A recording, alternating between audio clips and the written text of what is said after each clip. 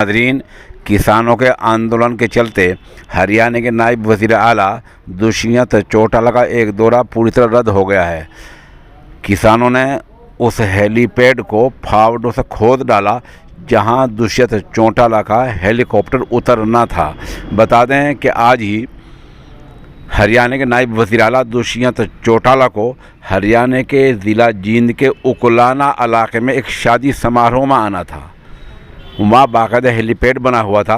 किसानों को पता चला, किसान वहाँ इकट्ठे होकर गए और हेलीपैड को फावड़ों से खोद डाला, जैसे कि हम एक तस्वीर में आपको दिखा रहे हैं। फावड़ों से जैसे हेलीपैड खोद डाला, प्रशासन तो वहाँ पहुँचा, लेकिन किसानों का कुछ नहीं बिगाड़ पाया और बहरहाल नायब वज़ीर आला का दौरा रद्द हो गया।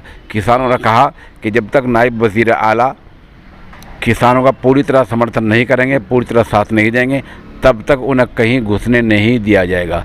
बता दें कि हरियाणा में ही 2 दिन पहले हरियाणा के वज़ीर आला मनोहर लाल खट्टर को अम्बाले में किसानों ने काले झंडे दिखाए थे और उनकी कार को, उनकी गाड़ी को घेरा था। तो इस तरह हरियाणा में किसान आंदोलन का एक बड़ा असर दिख रहा है।